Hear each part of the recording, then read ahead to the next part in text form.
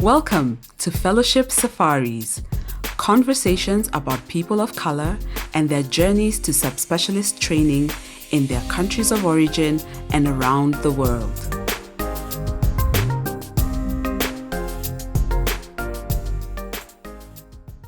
Hi, everyone, and welcome to this week's episode of Fellowship Safaris podcast. My name is Dr. Jerry Kariajahe. I'm an adolescent medicine specialist and consultant pediatrician based in Nairobi, Kenya. Today, I have the privilege of being able to have a conversation with a new friend. And I am super, super excited because they are going to be giving us a perspective that a lot of people wonder about and dream about. And now we get to ingia and get into the dream real time and get to hear about their experience.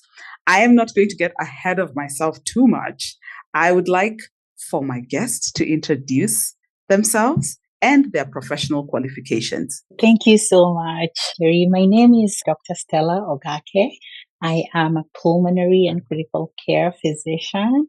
That means I see patients who have lung diseases, like in the outpatient setting, and I am also an ICU doctor, and I work and practice in the US. There's so many beautiful, amazing things you've mentioned. You've mentioned pulmonologist. You've mentioned critical care. You've mentioned US. I know the buzzwords in your introduction. And thank you so much, Stella, for creating the time for this conversation. And I want to be able to take a few steps back and just ask, when 9-year-old Stella was dreaming and imagining, did she ever see herself as a doctor? Thank you. Thank you so much. I'm actually so happy and humbled to be here. So thank you for inviting me. I'm going to tell you, when I was a child, I always, the only thing I ever wanted to be was a doctor. So there is never a day in my life, as far as I can remember. I remember, our house, we used to have this book called Where There Is No Doctor. I don't know if you know that book. But yeah, so we had this book and I was always reading it. I think I was from 6 years old. I was always reading this book, and that's all I ever wanted to be. I never imagined myself as anything else.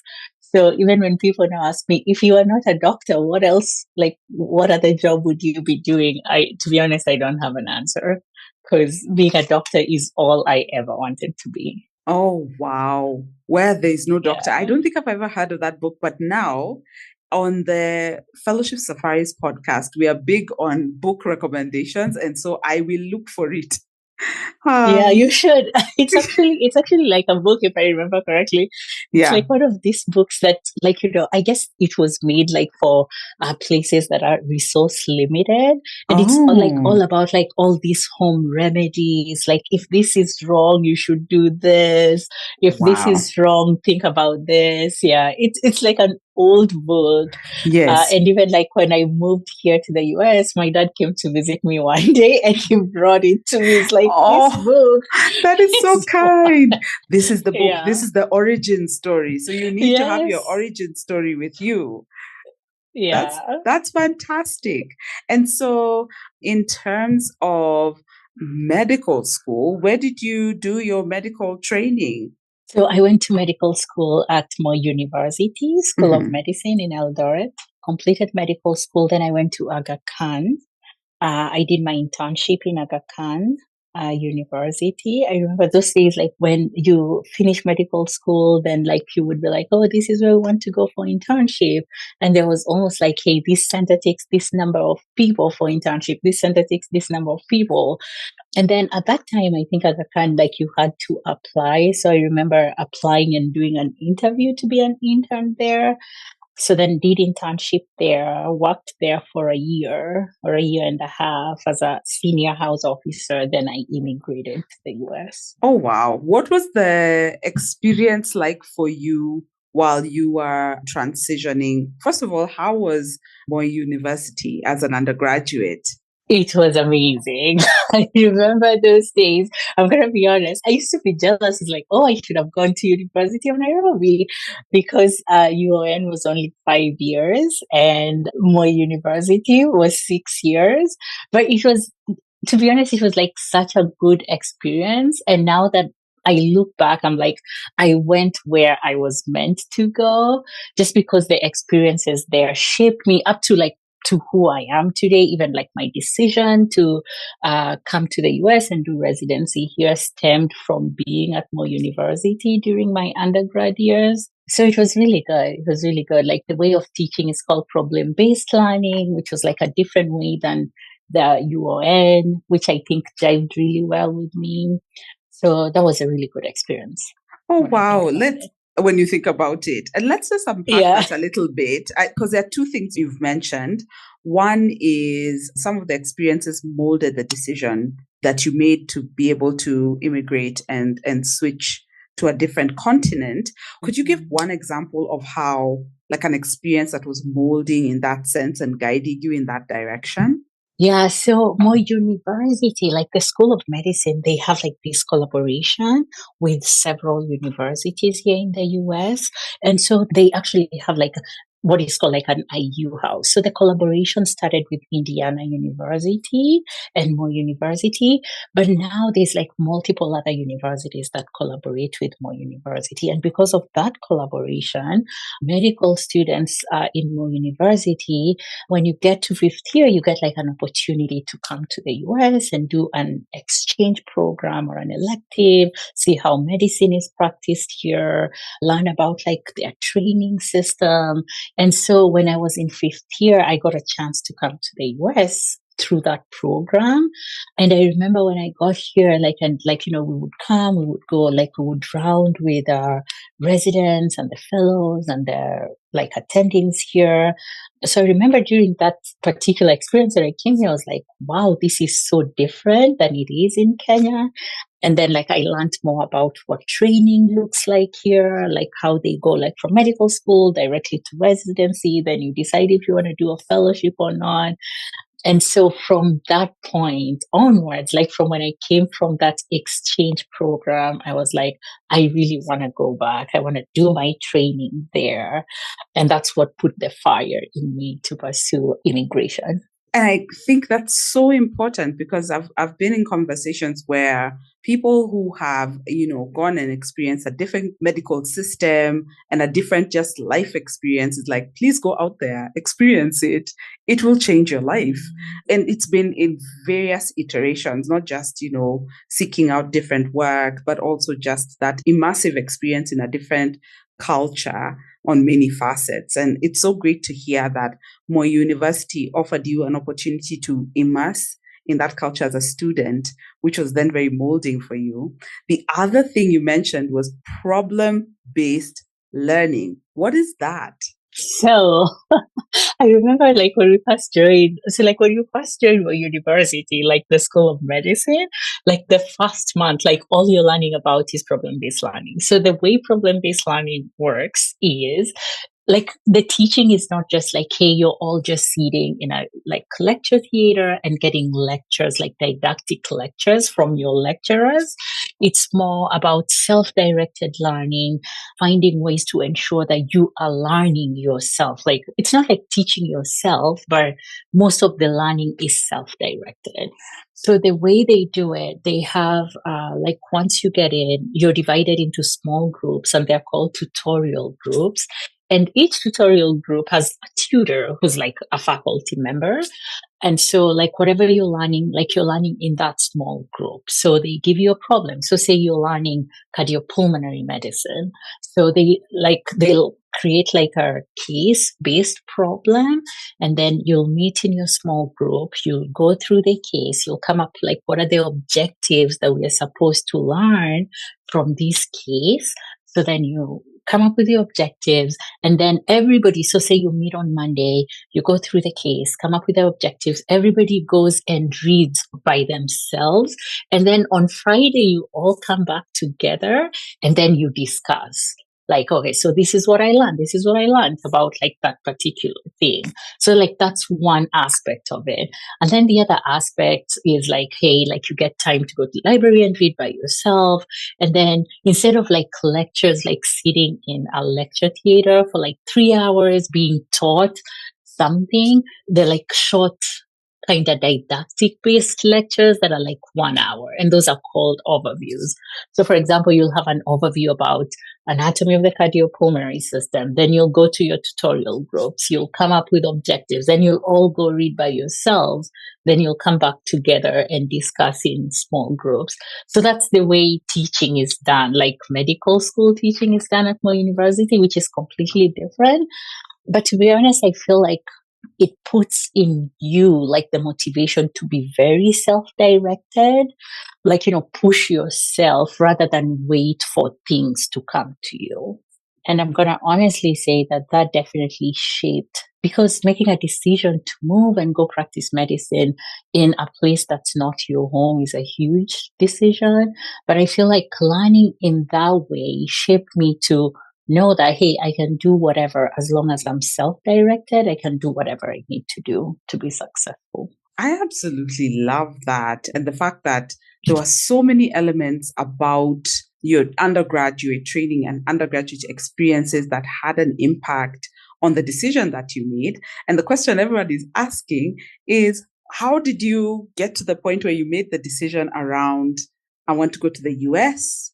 And how was that conversation with your family? So when I came back like from my exchange program, like in fifth year, like that's all I kept saying. I was like, okay, now I want to go to the US. I want to go to the US. And everybody was looking at me like, how are you going to do it? The good thing about like when you come to the US, like through that exchange program, they pair you like with medical students here or residents. So I'd made like during that exchange program period, I'd made friends, like American friends here, who like were talking to me about like, oh, this is how it works here. This is what USMLE is. This is what you need to do. And I'd gotten like so many resources in terms of like, this is what you need to read. So when I came back, I was like, I don't know how I'm going to get back to the US, but I'm going to start reading for these tests just in case I'm able to do them.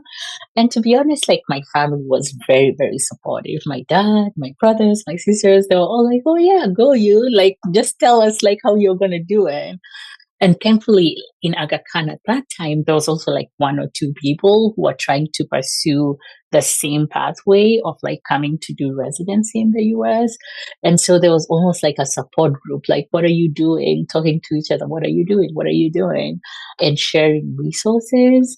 So like I knew I had like all that part figured out. Like I knew already what needed to be done to get to the US. And that's how you approached it. I'm so glad that you're able to find a tribe or a community of people who you're like, what are you doing with this step? What are you doing? How are you doing? And especially when it comes to the US, and you've mentioned like USMLEs, which are these exams that you need to do to qualify to, be able to transition to the US. And I think one of the important things you've pointed out is that you started studying early, because I don't think a lot of people realize just how much effort it takes to sit down and prep for the USMLEs, reading wise and finances. Could you talk about that finance step? Because that's the one that I find a lot of people are like, Yanni, these exams are super expensive.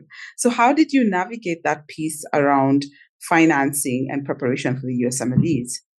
So in terms of preparation, to be honest, I feel like as long as you go to medical school in Kenya, I feel like regardless of whichever medical school you go to, I can speak about my university, but I have friends who went to University of Nairobi and other medical schools. I think we're like really well trained. So you definitely have the medical knowledge.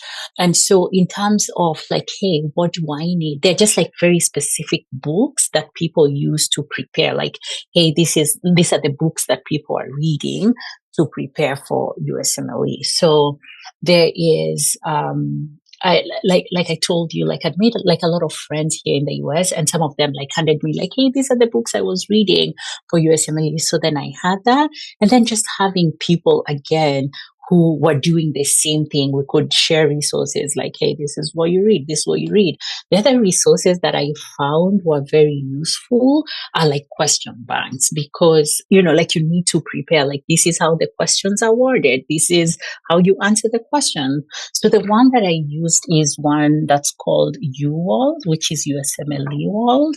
And that costs money as well. So like you can get a subscription like for a year or 6 months or whatever, that costs money. So when I was an intern at Aga Khan and then I worked as a house officer, I did a lot of locums because like I was determined, I'm going to do this. You have to be very cognizant about this is what the cost is going to be and this is how I'm going to come up with the money. Because if you're just like, oh, I'm going to do it, and you do not know what the cost implications are, you're going to get very discouraged when you go to apply and suddenly you get like, oh, step 1 is $700. Step 2 is another $700. Step 3 is like $1,000. A question bank is $500. So it's a lot of money that you have to be prepared to invest in yourself. So at that time, when I was house officer at Aga Khan, I used to lock up. I used to lock up at Bisha. I locked up at Nairobi Hospital. And I was just like putting this money away to use it to pay for the test. So that's what I did for that part. Yeah. And I love the fact that you're like, invest in yourself. Do the things you need to do to be able to invest in yourself, because those bills do rack up. But then, like you were saying, you are so determined. You knew this is the thing I want to do. And so you are channeling a lot of your efforts and your resources towards it. And so fast forward a little bit, you pass your USMLEs, and now it's time to be able to transition to America, the United States of America. What was that transition like for you from having been in the Kenyan medical system, and from based on what you've described, you are able to work in different institutions within Nairobi? What was that transition like going from Kenya into the US, even before you even get into the medical, space? What was that transition like for you? So any transitions are so difficult. So I think the one thing that people should know, it's not like, hey, I do the steps and boom, I'm going to get a visa or whatever. So you have to plan. So for me, I actually applied for a green card and I was lucky to get it. This is like the green card lottery. I mean, for people who don't know, the US gives like about 50,000 green cards per year, like to different countries that are underrepresented in America. So it's hard to get it, but like everybody should have, if you're planning like, hey, I want to go to the US, you should have a plan for how am I going to get there? So for me, my plan was like, hey, I'll apply for a visa and go. But during my intern year, I also applied for the green card and I got it. So then everything worked together. That, hey, I'm doing USMLE and I have the green card, which just made life so much easier in terms of the transition. But immigrating from your country to a new culture, it's a steep learning curve. So like you have to get here, you have to find a place to live. You have to learn the culture. You have to learn how to drive on the other side of the road. There's something called credit. You have to build credit so you can be able to get some resources. Like if you want to buy a car, you just can't go say, hey, I want to buy this car. Like you have to have credit for people to give you money to be able to buy a car. So that transition was hard. Yeah. It was hard. But now when I look back, I'm like, it was worth it. You know what I mean? Yeah. So, you talk about credit and I actually get goosebumps, because when you go in as a new person, you have no record like of anything at all, which has its pluses, as in you're not a criminal or anything like that. But then on the flip side, you don't have a credit score. So how did you navigate getting a place to live and eventually getting a car if you don't have a credit score? How did you navigate that? Like real talk, because that one's tough. Yeah, so I'm going to tell you. So, real talk is about like knowing people and making connections. So, this is like totally unbelievable, but you wouldn't believe what happened to me. So, when I was in Aga Khan this one time, I was studying for USMLEs. One of their attendings there, like one of their critical care attendings, was a physician who had been hired. Like he had trained in the US and then he'd come back to Kenya. He's a Kenyan, and he'd come back to Kenya and he used to work in the ICU.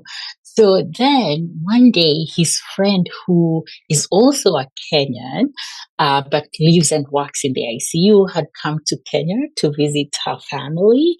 And then when she was there, she came to Aga Khan to visit her friend, who's this attending. And this attending is also a friend of mine. He's a Muslim and he'd gone to pray.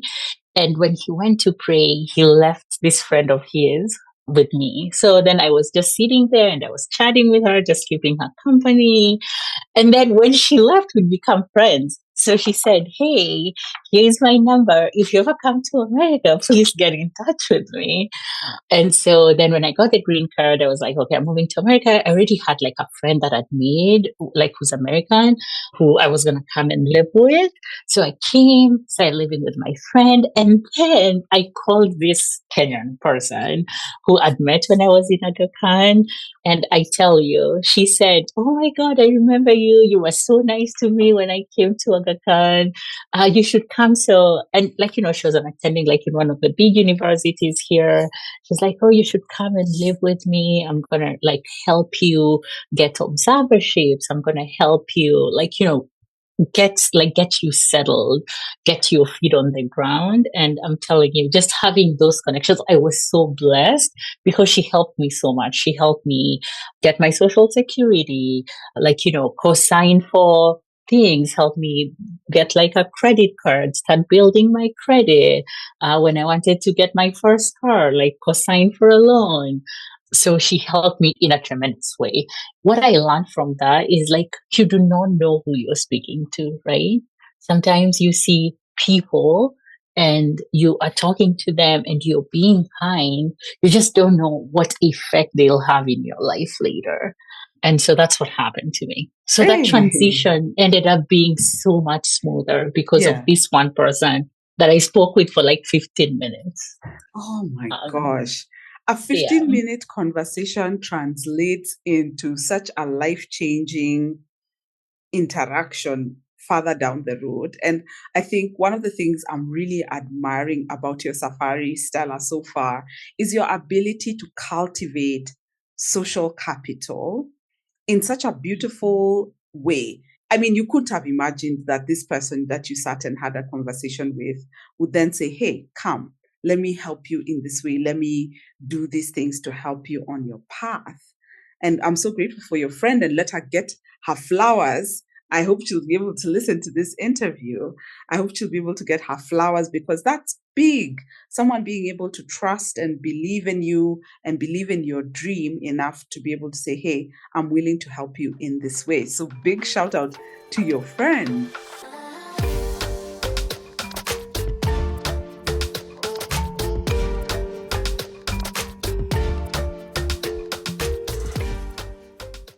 How did you land on figuring out what specialty you are going to do?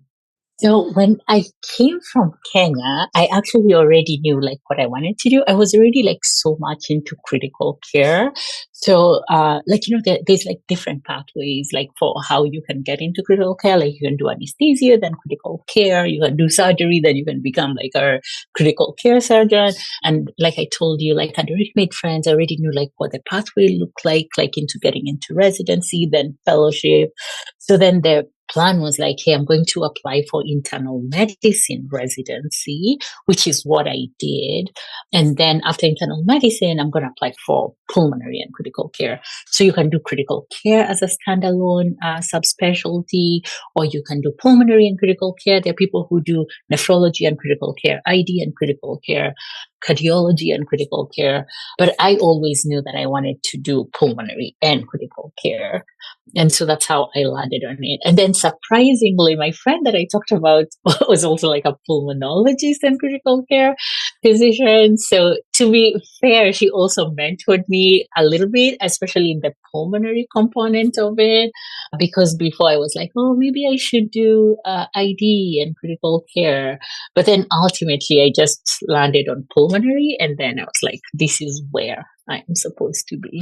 Oh, wow. There are a couple of things that you've touched on, and I really don't want to just brush past them. One, you've talked about the residency experience. And I'm just wondering, as an African woman, as a Black woman, what was your residency experience like in the US?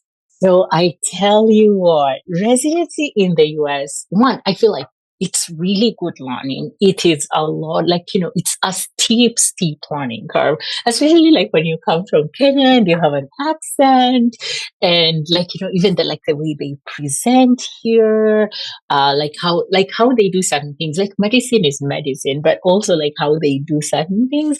All those are steep learning curves that you have to learn.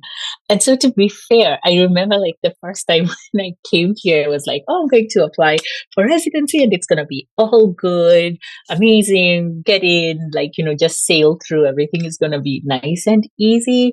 But that's not the way things go. So there are like certain things that people need here. So for example, if you're going to apply for residency, they want to see letters of recommendations from American institutions, from people who are American, people that they know, or So the first time that I applied for residency, like I came, I did like my SLE, I did really well, and I thought that was enough. And it would get me through the door, but that's not the case because I didn't have like letters of recommendations from here. I didn't have like any observerships. So that first time I didn't match into residency. And so then I was like, okay, I just need to look and see what exactly is needed. So that's when like my friend helped me like get an observership, learn the electronic medical record system, and then like I made all these connections, people who could write me really strong letters of recommendations. And the good thing is like once you do like the observerships even before the residency itself, it kind of helps you to understand how things work in terms of like how you present patients, how you write your notes, how the electronic medical record system works. So thankfully, because of that observership or what they call US clinical experience, that helped the residency part of it be smooth. But nothing comes without challenges. Like each Right. step has its own challenge. Right. And it's so interesting that you've talked about the observership. Like for me personally, I had never heard of observership until it was time to do fellowship. And I was told I have to do an observership first. I was like, what the heck is an observership? And, just being able to be there, see what the experience is like. But then on top of that, it's also just getting these strong recommendations. And I really love that nugget because it's not just going there and seeing and just having fun times. It's really connecting with people and being able to figure out what the system looks like at a glance, while at the same time building a strong case. But then there's something that you said that initially you didn't match. How did you feel when you initially didn't match into residency? Oh my God. I was devastated. I was like, oh my God, what is going on? What am I going to do? But to be honest, I always feel like hindsight is always 2020. You know what I mean? Like when you look back, you're like, that happened for a reason. Or like that particular thing helped me to learn this. And to be honest and very transparent, like matching into residency programs is hardest for people who are international medical graduates. And if you're an international medical graduate, it's even harder because there's some American students like who go and do medical school, say in the Caribbean, and they're also called international medical graduates. And so it's even harder for people who are not American. And so that first time when I did match, I was like, oh God, I'm so devastated. I don't know what to do. But to be honest, I feel like that year, because the first time when I applied, I just like got into the US and I was like, boom, my application is going in. I didn't have like any US clinical experience. I didn't have any American letter of recommendation writers. So then I was like, okay, let me just take a step back and see what is needed to make my application stronger. And then during that year, I got a job working with like a physician who was doing research, which really helped to like improve the quality of my application. And then did the US clinical experience, got like these amazing letter writers from America, which is what most of these institutions look for. And so overall, like having that, like just being devastated about not matching, but like still sticking with my dream that I'm going to do this residency. I am going to do whatever it takes to improve my application to make sure I get into residency. I think not matching gave me that. And it also allowed me, to be honest, to match like into, in my opinion, like a better program than I would have matched into if, say, I just like said, okay, yeah, whatever, I'm just going to take whatever comes. But that's what happened. Stella, I'm loving the resilience that's coming through this story because, on social media, I keep seeing these videos of very, excited young people who are matching to their residency programs. And, it's so amazing because for you, you are like, okay, fine, I didn't match. Okay, let's regroup. What's the plan? And I absolutely love that you use that to further build and, get you better set up for matching for a program you actually wanted to be in. And now, when you got into the residency program, this is after you've done your undergrad and you've done your internship in Kenya. How was the residency program in internal medicine in the US for you? Clearance, it was actually, in my opinion, again, I don't want to make it sound like, oh, easy peasy, but to me, in my opinion, just based off of my training, and that's why I think that physicians in Kenya are really, really well trained. Woo, say that again, because people at the back of the tent need to hear this. They need to hear that. Once I got like into the training, I was like, this is easy. Because think about it. Like I did internship in Kenya. I did like a surgery internship. I could do appendicectomies. I could do CS. I could do, so to be honest, I felt like I am really well qualified, So like once I was in there, I did not feel like any less. I felt like my medical knowledge was good, if not better than most people in the residency. And so to be honest, like once you're in there and like the way us Kenyans are, I feel like Kenyans are hustlers. Once you're in there, like you just work, like, you work really hard. And I think that works to our advantage. So to be honest, like when I look at residency itself, like going through it and finishing it, other than like say, sometimes you have to work long hours, which is what's expected for training or like even just for being in medicine, the process itself, I don't think it was like so difficult that, oh my God, it was so difficult, something really difficult to get through. No, it was actually really smooth sailing. I absolutely love that because you know what? Like you said, this is your experience, and you found that you had been better equipped to be able to do your residency because of all the learning and all the skill set that you'd been taught in undergrad, which is fantastic. And I absolutely love this so, so much. And I hope somebody's encouraged out there if they're thinking about this being the pathway that they want to be able to take. I know me, I would have packed my bags and gone home. Green card, no green card. I'd have been like, hey, I did not match. Bye. Yeah. But then you paint a completely different picture in that perspective. And I absolutely appreciate it. And I'm in awe of it, to be honest. If you're a Kenyan who's been trained in Kenya, like went to medical school in Kenya, like once you get here and you're in a residency, it shouldn't be like, oh my God, this is super hard, I can't do it. Yeah. I think most people will excel, like the way the residency itself is set up, with all your medical knowledge from Kenya, you should be good. You will excel. I love that. I absolutely love that. And like you said, Kenyans, we are hustlers. We make it or we make it. Yes. It's make it or you make it.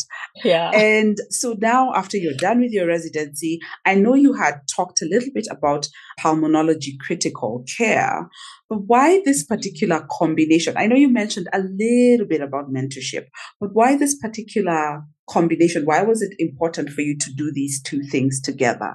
So I love critical care. I love it very much. And I remember when I was in residency, like this is like the one thing that I really wanted to do. But critical care on its own, and there are people who just do it like as a standalone. But for me, I feel like it can cause a lot of burnout.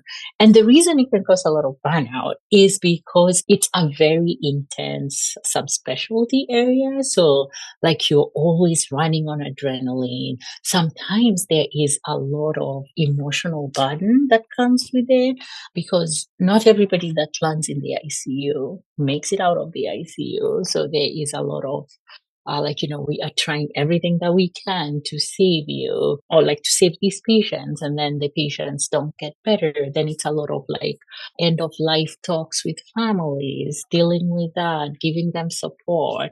So there is a lot of emotional burden that comes with it and a lot of like high adrenaline situation. And then on the other hand, there is pulmonary. Pulmonary is amazing. I love pulmonary. I always feel like it is like diastole for me. Like, when you have systole, you're like squeezing that work done in critical care and then taking time to relax, like being in the clinic, seeing these patients, like lower stakes kind of situation. That's why I did both of them together. I just didn't want to be like in a situation where I'm just like going, then crashing because of burnout. I just wanted to be able to do the like critical care for a week, then take time and be like, okay, now it's time for me to relax. I can see these patients that I follow longitudinally, like, helping their lung diseases get better without the emotional stress of the ICU environment.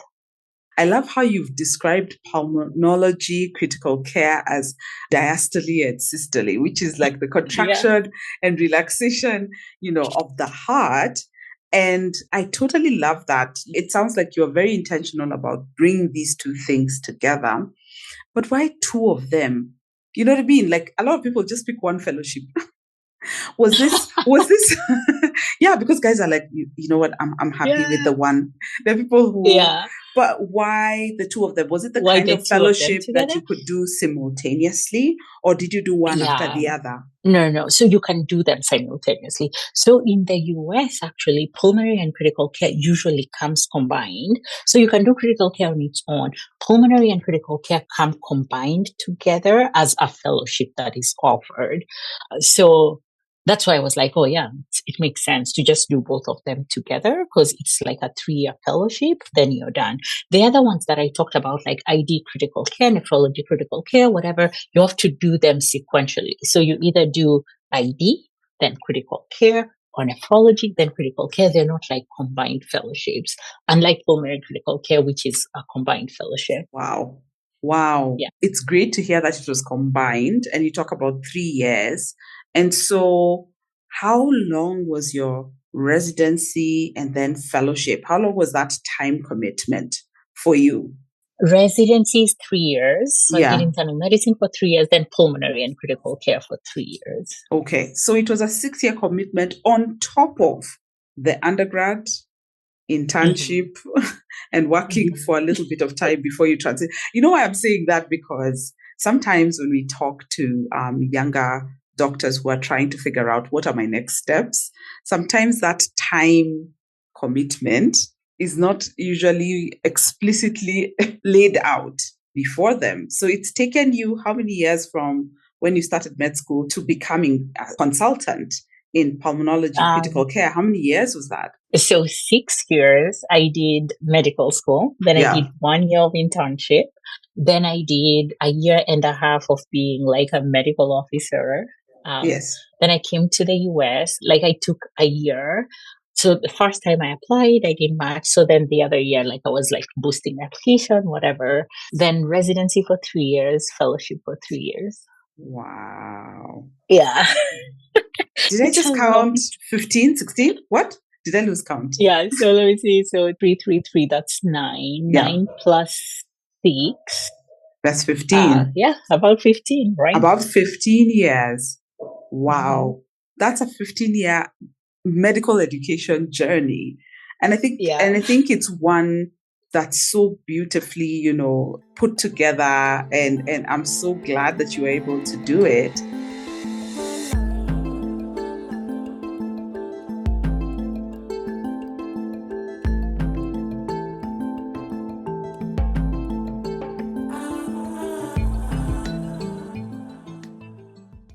We've talked about professionally and all these things are Yeah. happening. What's happening on the personal front? So the good thing about being a woman, and I mean, I'm sure it's the same for men, but I speak for women because I am a woman. I think God built us to multitask. So say when you're pursuing your medical education or your career, it doesn't mean that everything else should come to a standstill. I think all those are the things you can do simultaneously. So got married. I have two beautiful children, a 9-year-old son and a 3-year-old daughter who are just like the apple of my eye. Oh, that's Um, amazing. yeah. So Yeah. I definitely kept life moving on the other Yes. fronts. Oh, Yeah. that's so fantastic. And for your partner, in terms of the various conversations around going another step in terms of medical education, what was the most challenging thing you would say in terms of that conversation, in terms of, hey, I need to do X, or I need to now take this step in terms of, my career? What has been the most challenging conversation, focus? So my partner is not in medicine, but to be honest, he's been very, very supportive. I think that the toughest thing for him is, so for example, where I did residency was like one town or one city. Then, like, it's the way that you apply for residency. So obviously you apply, then you do interviews with multiple different institutions, then you go through the match, which is where, like, you rank the places, like, where do I want to go, like 1, 2, 3, 4, and you could end up anywhere. So I did residency in one town, then we had to move for fellowship, so 3 years in one place, moved for fellowship, another 3 years in another place. Then when I was done, I was like, okay, yeah, now let's go find like a job, like an adult job somewhere else. So I think the biggest thing has been like the moving and then settling down. Obviously, every time we've had to move, he's had to find a job, but he's been a trooper. And I'm very, very thankful for that. I love how you call getting now the staff job or the consultant job the adult job. Yeah. Okay, now let's go get the adult job. Yeah, Yeah. after all the studying that you've gone through. And a big shout Mhm. out to your husband, because it's not a Mhm. small thing, and I don't want to brush over it or take it for granted that he was open to being able to move to all these different places for you to be able to pursue your medical education and get to the point where you are now. And so, let him be given his flowers now. Yes. 100%. And I hope you'll listen to this. Please be given your flowers, kabisa, kabisa. And we really are appreciative of you. And, We are. you building, you contributing in such a powerful way to this safari. We've talked about a lot of highs and lows in fellowship. Can you think about some of the things that were most challenging for you in fellowship? So this is what I've got to say about, like, in my opinion, about like medical education, especially in America. Like, each step gets easier than the step beneath it. In my opinion, fellowship is much easier than residency, and being an attending is definitely way, way easier than being a trainee. But in fellowship, I think the thing that I felt like, oh, this could be like quite difficult is I feel like the research component. So there's a lot of push in medical education, especially here in America, like especially when you're in fellowship, like you have to define like a particular niche in whatever subspecialty you're doing. So say for example, like in pulmonary and critical care. So if I am in pulmonary, when I'm in fellowship, I should identify like one particular thing in pulmonary and critical care that I want to be a specialist in. So, for example, like, do I want to be a sarcoid specialist? Do I want to be a pulmonary hypertension specialist? Do I want to be an ARDS specialist? Do I want, so like that particular part, especially as you are training, to me was kind of hard because I'm like, what if I like everything? You know what I mean? And so that part was hard because once you identify that particular small thing that you want to be a specialist in, like that niche area, then you have to come up like with a research project or find a mentor in that small particular area and then produce like scholarly output. That was challenging for me, especially because I was like, oh, I like everything, or I like to deal more with health equity rather than just one particular area in pulmonary and critical care. And then finding mentors in just that one particular thing. So, like, for example, where I did fellowship, I wanted to do health equity in lung cancer care, and there were no people, like, there was no faculty in our division who did that work.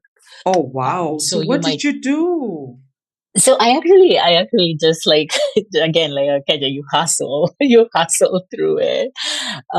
So I actually just tried and found people outside of the division who did that kind of work, and then I convinced one of the other people, like one of the other faculty who did work in lung cancer, like, hey, just like be my mentor because you do lung cancer, and I will take care of this other aspect of health equity. I mean, I was still able to come up like with scholarly output. And even as an attending where I work, I do a lot of work in health equity. So I've been able to bring it forward to my attending work.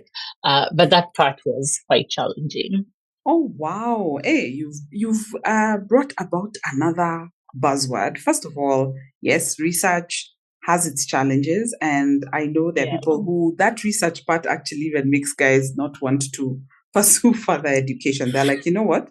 This thing is too hard. I'm not built like Yeah. this. Let's just leave this alone. And I'm hoping Yeah. that, especially on the African continent, we can learn how to be able to tell our stories through data and have that represented at a global scale. And not to say that it's not happening, but I'm hoping we can be able to strive to do it more robustly. And the other thing that you've mentioned is health equity work. What is this health equity work that sort of, again, this your pathway has now led us to this side of health equity. So Yeah. what is that? And, what is some of the work that you do in health equity? So health equity is just ensuring that like everybody get, and it can be anywhere. It doesn't have to be just in America, even in Kenya, that everybody has the same opportunities, especially in healthcare, to get the exact same care for a condition. So if a very poor person who has no money whatsoever, say in Kenya, comes to you and they have a certain disease, you are going to treat them exactly the same like you would treat the CS of something or the president. And so it's just like being cognizant of like socioeconomic stuff or the biases that we have that make us provide care differently, even for the same exact healthcare condition. And so finding what the barriers are to achieving health equity is like, why do poor people, for example, in Kenya, like why are some hospitals, and I'm taking an example of Kenya because I'm a Kenyan, why does somebody who goes to a health dispensary, for example, in one town get different care than somebody who goes to a different kind of hospital? Or say, why does somebody who goes to Kenyatta National Hospital get different care than somebody who goes to Aga Khan University Hospital? It's just like trying to identify those barriers that make us provide different care to different people. It's just trying to make sure everybody is getting the exact same healthcare. And this is some of the work that you are involved with in addition to the clinical work that you do? Mm-hmm. Oh, wow. Okay, Stella. You are you are a pulmonologist, critical care specialist, and now you've also brought about this angle about health equity and the work you do around health equity. And it just sounds like in terms of being able to do all these different things, the world quite literally became your oyster. Thank you, Jerry. Yeah, I think that's amazing that you've been able Thank to you. do that. And in terms of your faith, how has that impacted your work and your work ethic? I will say that, to be honest, like having faith, like the way I think about it is like faith helps you to overcome like the hardest things, right? And in my opinion, just having faith helps you to have hope. And when I think through like my journey, like from where I came from, to getting here, going through residency, up to where I am today, I think it's just like having faith that tomorrow is going to like be a better day, or like what am I bringing to the world, what am I bringing to the table, and just having knowing that I'm meant for greater things because I was placed on this earth by God to do something and to make a difference. That has actually propelled me far. I think that's what has brought me all the way to where I am. And one thing that I always tell myself, like even in the most difficult situations, is that like there is no way God brought me to here. So for example, like when I did match, it's like there's no way God brought me to this point to then just abandon me. And that just always gives me like hope. Yeah.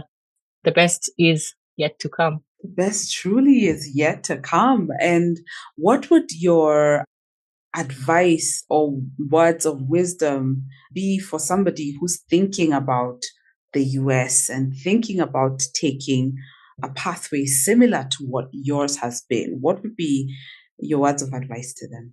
So I would say, like, one, believe in yourself. And then once you've started the journey can be hard, but you have to determine why you are doing it and who you're doing it for. And what I would say is don't do things for other people. Do it for yourself. And when you know whatever you're doing is for yourself, you're investing in yourself, in your future, it will help to keep propelling you forward, even when days are difficult. So I would start by saying, know why you're doing it, do it for yourself, do all the research that you need, like in terms of like how much money do I need, what do I need to study, and then have a plan. Sometimes the plan doesn't go the way we like, just like we were talking about at the beginning before we started recording. Sometimes Yeah, you plan one thing and then yeah. something else happens, but it doesn't mean that, oh my God, everything has like, fallen through. Like, I have like this life coach who once told me, like the way people say, hey, I fell off the wagon. Uh, so if you fall off the wagon, it's not like you fall off the wagon, then you set the wagon on fire because you fell off. You pick yourself up, you get back in the wagon, and you keep moving forward. So know why you're doing what you're doing. Do extensive research, invest in yourself, and I think things will go as they're supposed to go. I absolutely love that. I love that thing for if you've fallen off the wagon, don't set it on fire. Yeah. I love that. I absolutely love that. And like you said, Yani, if there's ever an episode where we had planned one thing and then the day just decides to bring on different things. In fact, like you said, before we started, recording, we were laughing because the life of a doctor. You have one plan Yeah. and then an emergency comes up and then you have to deal with the emergency and then it opens up again. But I am so, so thankful that it worked out, that we're able to listen to what your experience has been, Stella. Like I said at the beginning, I am in awe of your journey, your resilience, your determination, and even the nuggets that you shared with us along the way about various things that helped along your journey and continue to help along your journey. And I'm hoping for those who are listening and trying to get some nuggets and trying to think, how do I pivot, that this would be the conversation that would help in terms of making those key decisions and helping guide some of those choices that you need to make. And I am hoping that also, in the show notes, that we'll be able to share a contact information for Stella, either an email or a social media handle, so that should you have any other questions, that you're able to reach out to her, as well as also all the other key things that she's mentioned in terms of resources. We're going to put them in the notes as well for you to be able to review. And we really look forward to getting feedback from what you think about this episode and this experience that Dr. Stella Ogake has shared with us today. And until next time, bye everyone. I'm so glad you stayed tuned. Please get the word out and share it with at least 3 people. Make this episode like a chain letter. Share it, share it, share it. Come back for the next leg of our safari, where we'll be talking about... The thing I would say is when you're doing what you love, every single day of my life as an adolescent medicine doctor was a joy. I love working with teens. And had I not taken those 3 years, I would have relished those moments when I would see the teen, right? But now, because I took those 3 years, 100% of the time, I can do what I just love. Listeners are advised to use their own judgment and discretion when applying any information discussed in this and all podcast episodes to their specific situation. Always seek the advice of a qualified professional if you have any concerns or questions regarding a particular subject matter. You can find this and other episodes of this podcast on our website at www.fellowshipsafaris.org. You can also find all our episodes on all podcast platforms.